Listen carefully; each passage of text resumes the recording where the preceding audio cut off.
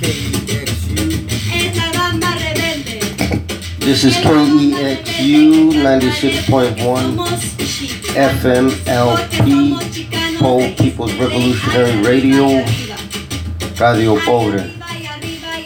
This is JV and this is Free Aztlan. Today's program will be talking about the hunger strikes going on right now in the county jails. On October 22nd, Santa Clara County Jail just initiated a hunger strike along with Alameda and prisoners in other county jails. They are protesting the solitary confinement torture in the county jails. A lot of you heard about the solitary struggles in Pelican Bay Shoe and other prisons. Well, guess what? County jails are still torturing people. A lot of us have friends and family. I have a primo myself in the county right now who's on hunger strike. So I send my love and solidarity to him and all the people who are struggling in there. One of the things that a lot of people don't understand about these hunger strikes is that the prisoners are basically struggling for those who will come after them, not necessarily for themselves. And that's something that people out here, you can't get somebody to do nothing for somebody outside of themselves. So this shows that prisoners, are people who have a real revolutionary potential. And what these prisoners are doing is basically struggling for their children and for their friends' children and grandchildren, those who from their own communities who will be filling themselves, and for future generations so that they're not tortured. So, these struggles going on right now in the county jails are very important. And they also throw out the idea that some have, even in political circles, that prisoners are just, worthless masses of counter-revolutionary groups of people. But that's just not true. These people, they suffer the most in these detention centers, right along with the ICE detention camps. So, but they're showing, just like the prisoners in Pelican Bay and other prisons showed, that prisoners can be organized and they can be mobilized. And this is what's going on right now.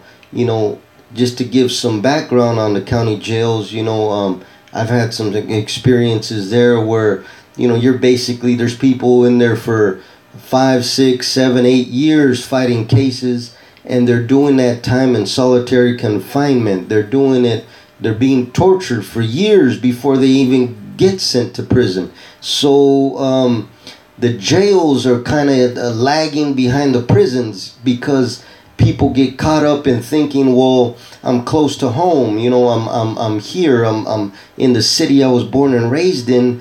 And so it's supposed to be easier. It's supposed to be, you're supposed to overlook some of the oppression, but county jail prisoners are catching up, and they're understanding that they shouldn't have to be tortured either. So, this hunger strike is going on for about a week now, and there's not much talk about it. We don't hear it on the news. We don't hear it in circles, in different activist actions. People are being silent about it, but these are people who are struggling against state repression. Solitary confinement is state repression. It's not just torture, it's state repression. So when these people in the county jail stand up, when they go on hunger strike and risk their lives, some of them have illnesses and they're still refusing to eat. So they're doing it for the long haul. So some of them may die. These are people that might die for things that they believe for future generations so that they won't be tortured. So this is something that's very important. Needs to be, people need to support it. They need to go to their local county jails. They need to call them. They need to flood the phones and the mail, and they need to just do everything they can. They need to educate their neighbors, and they need to educate their friends, families, loved ones, children, and let them know what's going on, and explain why these prisoners are starving themselves, why some of them may die from starving themselves from this hunger strike. So very important. These people are, those who, society believes that they're, cast-offs of society, and here they are doing something that most people out here on the streets will not do, and that's giving up their meals and just putting their health at risk. So this is a very powerful message that they're sending.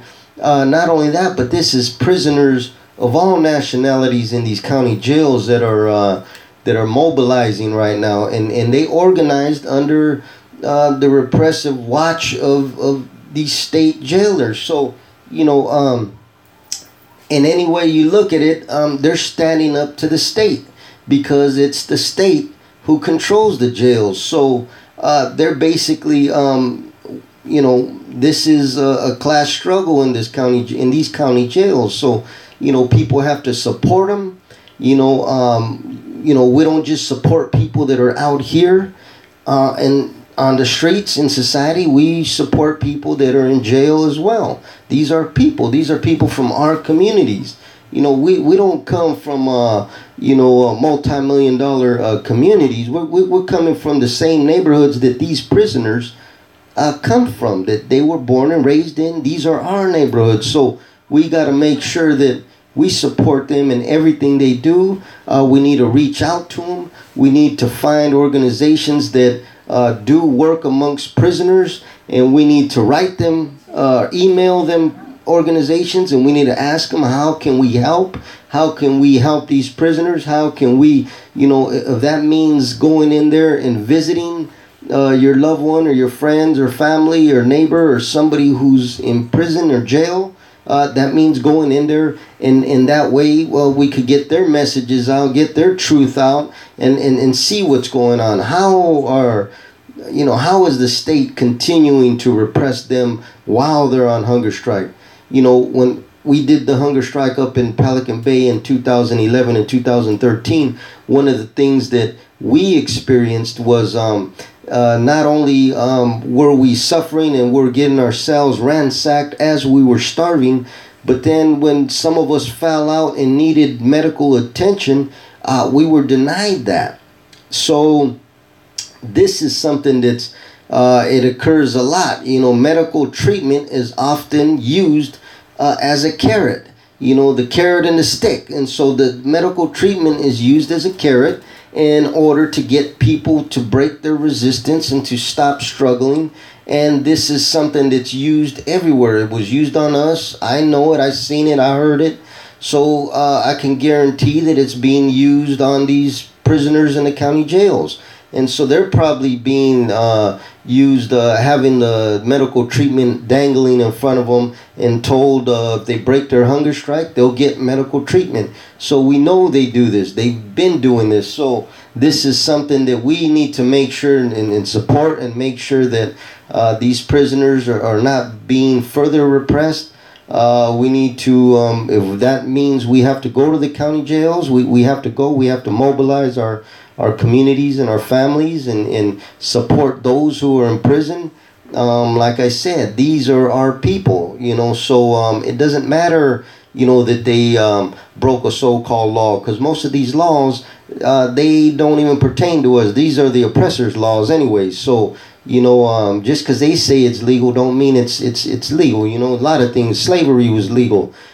Legal doesn't mean nothing to me, especially when it's coming from the oppressor. So we got to see what's morally right, and what we know what's right. Torture is wrong. There's no excuse for it. There's no justification. I'm a torture survivor. I survived torture from American Torture Center, Pelican Bay, SHU. So I understand it perfectly. So this is what we got to make sure that these prisoners are being supported, and while they fight this torture and this injustice. And so this is KEXU 96.1 FMLP. This is JV, and this is Free Aztlan. Thank you.